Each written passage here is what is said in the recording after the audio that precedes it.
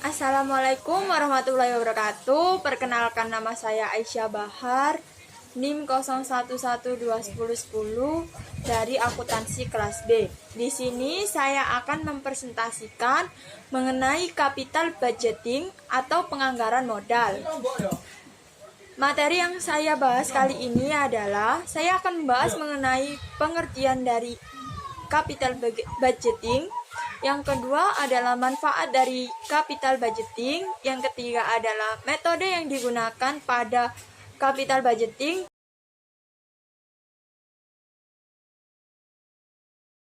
Yang pertama, saya akan membahas mengenai pengertian dari capital budgeting.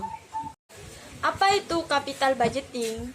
Capital budgeting atau biasa disebut dengan penganggaran modal adalah anggaran jangka panjang atau anggaran strategis. Tetapi anggaran jangka panjang tidak selalu berupa anggaran modal. Capital budgeting ini menunjuk pada keseluruhan proses pengumpulan, penyesuaian, penyelesaian, dan penentuan alternatif perencanaan modal yang akan memberikan penghasilan bagi perusahaan untuk jangka waktu yang lebih dari setahun. Sementara di antara proses bisnis lainnya, capital budgeting adalah hal yang paling esensial. Jika dalam proses capital budgeting tidak disepakati, maka proyek perusahaan sebesar apapun tidak boleh dimulai. Saat capital budgeting dilakukan, divisi keuangan biasanya mempertimbangkan dua hal, yaitu kepentingan profit dan kepentingan bagi investor. Yang kedua, saya akan membahas mengenai manfaat dari capital budgeting. Yang pertama adalah menunjukkan faktor resiko proyek atau resiko dari suatu investasi. Dalam proses capital budgeting, divisi keuangan wajib meneliti risiko-risiko apa saja yang berpotensi terjadi jika proyek akan dimulai. Daftar risiko tersebut kemudian wajib ditimbang dan dicari solusinya. Jika ternyata resikonya terlalu besar, maka pihak penanggung jawab proyek wajib mengajukan rencana solusi sebelum proyeknya disetujui. Yang kedua adalah menentukan jenis proyek yang dapat dilakukan. Manfaat dari ini adalah memberikan alternatif proyek lebih minim resiko atau menguntungkan bagi perusahaan. Siapapun dapat mengajukan rencana proyek guna melewati proses capital budgeting. Akan tetapi, perusahaan berhak menentukan rencana mana yang lebih baik didanai. Yang ketiga adalah membantu perusahaan dalam membuat rencana jangka panjang. Dalam proses capital budgeting, divisi keuangan umumnya dapat membuat beberapa opsi pelaksanaan proyek sekaligus, mulai dari jangka pendek sampai jangka panjang. Sebelum menyetujui pendanaan sebuah proyek, umumnya divisi keuangan akan memprediksi terlebih dahulu kebutuhan keuangan dalam jangka minimal waktu 1 tahun. Dan yang keempat adalah menunjukkan sisi keuntungan proyek kepada investor.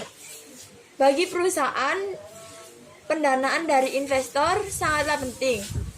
Capital budgeting sendiri adalah proses yang menguntungkan. Selain bukti profesionalitas perusahaan, capital budgeting juga dapat menunjukkan sisi profitabilitas sebuah proyek berdasarkan data terpercaya. Yang ketiga, saya akan membahas mengenai metode capital budgeting. Apa saja metode yang akan digunakan pada capital budgeting? Yang pertama adalah metode average rate of return atau ARR. Perhitungan average rate of return didasarkan atas jumlah keuntungan bersih sesudah pajak yang tampak dalam laporan laba rugi. Rumusnya adalah average rate of return sama dengan average earning after tax dibagi dengan average investment.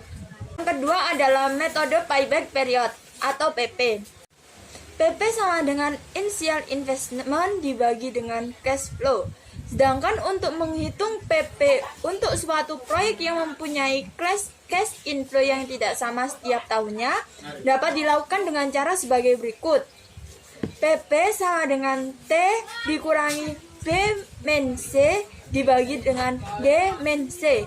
T T adalah tahun terakhir di mana jumlah cash inflow belum menutup initial investment. B adalah initial investment. C adalah kumulatif cash inflow pada tahun pertama. Dan D adalah jumlah kumulatif cash inflow pada tahun pertama ditambah 1. Yang ketiga adalah metode net present value atau NPV. NPV adalah salah satu dari teknik capital budgeting yang mempertimbangkan nilai waktu uang yang paling banyak digunakan. Definisi atau perhitungan dari NPV dilakukan dengan present cash inflow dikurangi dengan present value investment. Metode yang keempat adalah benefit cost ratio atau BRC ratio. BRC ratio disebut juga dengan istilah profitability index. Pendekatan ini hampir sama dengan teknik NPV. Hanya saja BRC ratio mengukur present value untuk setiap rupiah yang diinvestasikan, sementara teknik NPV menunjukkan pada beberapa rupiah kelebihan present value cash inflow di atas present value initial investment. Perhitungan BRC ratio dilakukan dengan present value cash inflow dibagi dengan present value initial investment. Dan metode yang kelima adalah metode internal rate of return atau IRR. IRR didefinisikan sebagai tingkat diskon atau bunga yang akan menyamakan present value cash inflow dengan jumlah initial investment dari proyek yang sedang dinilai. Metode ini menghitung tingkat bunga yang menyamakan nilai sekarang investasi dengan nilai sekarang penerimaan kas bersih di masa mendatang. Apabila tingkat bunga ini lebih besar daripada tingkat bunga relevan, maka investasi dikatakan menguntungkan. Jika lebih kecil, maka investasi akan dikatakan merugikan. Sekian presentasi dari saya. Bila ada kata atau salah mohon dimaafkan. Wassalamualaikum warahmatullahi wabarakatuh. Terima kasih.